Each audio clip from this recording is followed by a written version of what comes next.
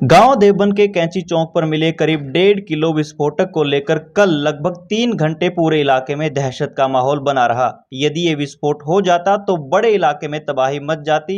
सूत्रों के मुताबिक इसे पूरी तरह से तैयार करके एक देसी बम का रूप दिया गया था। इसमें एक स्विच भी लगाया गया था।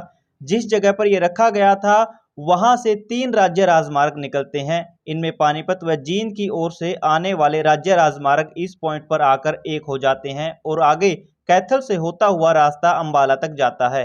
तीनों ही रास्तों पर दिन भर हजारों की संख्या में वाहनों की आवाजाही रहती है। साथ ही गांव देवबंद कैंची चौक की इस जगह से दिन भर गांव वासियों का खेतों की ओर आना जाना लगा रहता है। पुलिस अधिकारियों से जो जानकारी मिली है उसके अनुसार इस भारी और खतरनाक विस्फोटक सामग्री में 1 किलो 152 ग्राम आरडीएक्स, मैकेनिज्म, डेटोनेटर, एक 9 एम्पियर की बैटरी के साथ साथ मैग्नेट लगा आयरन बॉक्स बरामद हुआ है। विस्फोटक सामग्री को कैथल की ओर से जींद, भिवानी व आगे रोहतक जाने वाले रास्ते की सूचना देने वाले बोर्ड के पोल की बिल्कुल जड़ में झाड़ियों में छुपाकर रखा गया था। पुलिस सूत्रों ने तो यहां तक बताया कि इस आईईडी में सैकड़ों की संख्या में छोटी लोहे की गोलियां भी बरामद हुई हैं। इस विस्फोटक सामग्री को कब और किसने यहां रखा, ये जानकारी फिलहाल जांच का विषय है।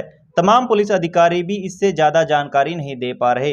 पुलिस अधिकारियों ने बताया कि अंबाला एसटीएफ ने भी अभी तक महज ये जानकारी दी है कि उनके पास किसी जांच एजेंसी से इनपुट आया था कि कैथल में एक जगह पर आईईडी रखा गया है।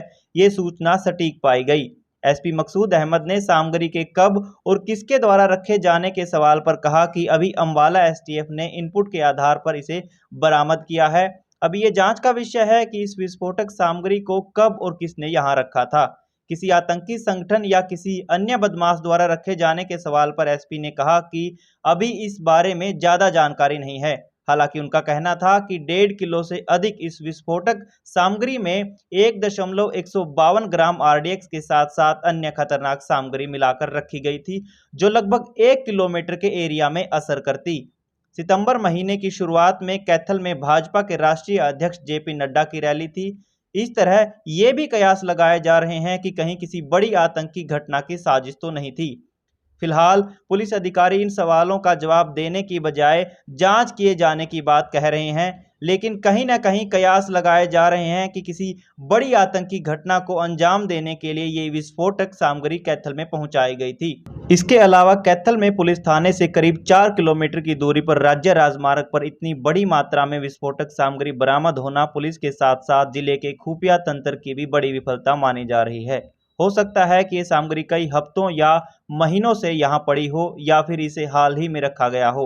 सवाल ये भी है कि सामग्री किसके द्वारा रखी गई और रखने वाले का उद्देश्य क्या था, लेकिन सभी सवालों के जवाब जांच के बाद ही पता चलेंगे। जांच के बाद ही पूरी सच्चाई सामने आएगी। फिलहाल तो कयास ही लगाए जा सकते हैं। जी, आज शाम को 4 बजे के आसपास हमारे पास में एसटीएफ से सूचना आई थी कि यहाँ पर तीतरम थाने के एरिया में देवबंद के पास में विस्फोटक सामग्री या फिर कुछ ऐसा होने का अंदेशा है, क्योंकि एक संदिग्ध पैकेट वहाँ पे दिखाई दिया। तो उसके बाद में हमारी टीम यहाँ पे मौके पे पहुँची और हमने पूरे एरिया का कॉर्डन ऑफ किया और हमने हमारे मधुबन से बॉम्ब डिस्पोजल टीम जो है उसको बुलाया।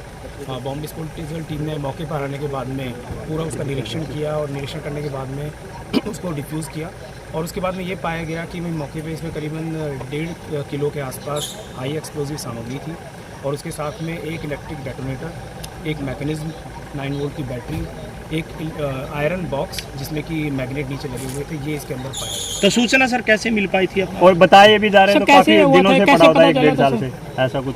देखिए, हमारे पास में एसटीएफ से सूचना आई थी और एसटीएफ ही अभी आगे इसका इन्वेस्टिगेशन करेगा और उसके बाद में जैसे भी पूरी डिटेल्स आएगी हमारे सामने। कौन कौन सी टीमें लगी हुई थी सर? हमारी यहाँ की थाने की टीम आई थी और हमने मधुबन से फिर बाकी बॉम्ब डिस्पोजल टीम सर क्या ये टिफिन बम में सर जो करनाल में मिल चुका पहले कोई संभावना है सर जो इतना बड़ा आरडीएक्स यहाँ कैथल में मिला? देखिए, इसके बारे में एक बार एसटीएफ जो इन्वेस्टिगेशन करेगी, उसके बाद में एसटीएफ की इन्वेस्टिगेशन जो भी आएगा वो सारी बात बताई जाएगी। आगे जैसा भी होगा उसका खुलासा। सर, इस मामले में किसी को पंजाब से अरेस्ट किया गया था, तभी ऐसा कुछ इनपुट मिला था? नेशनल लेवल की एजेंसी से मिला सर इनपुट किस तरह का? हमारे एसटीएफ का भी इनपुट था और बाकी सेंट्रल इन्वेस्टिगेशन जो इंटेलिजेंस एजेंसी है उनका भी। क्या किसी आरोपी के द्वारा सर सूचना मिली थी, कोई आरोपी गिरफ्तार कुछ इस तरह का कुछ? सारी बात जैसी भी आएगी आगे एसटीएफ की इन्वेस्टिगेशन में जो भी बात आएगी वो खुलासा किया जाएगा एसटीएफ के द्वारा। अभी फिलहाल ये है कि मौके पे हमने इसको विस्फोटक सामग्री को डिफ्यूज करने के बाद में कब्जे में ले लिया है। उसके बाद में आगे उसके बाद सर किसी को अरेस्ट किया गया रहेगा या क्या कुछ कार्रवाई रहने वाली है?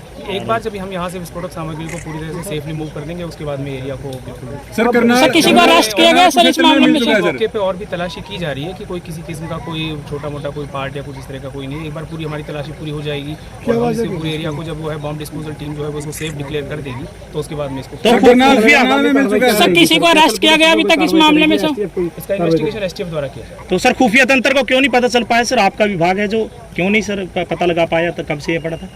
देखिए अब जैसे अभी पता चलेगा आगे इन्वेस्टिगेशन के दौरान उसके बाद सर, किसी को अरेस्ट किया गया इस मामले में? खुफिया तंत्र को पहले भी हम इस पे एक्टिवेट हमने किया हुआ है कैथल जिले में। जैसे ही इन्फॉर्मेशन मिलती है हम उस पर कार्यरत है और आगे भी और खुफिया तंत्र को और ज़्यादा मदद अरेस्ट किया गया अभी तक? Thank you sir, thank you.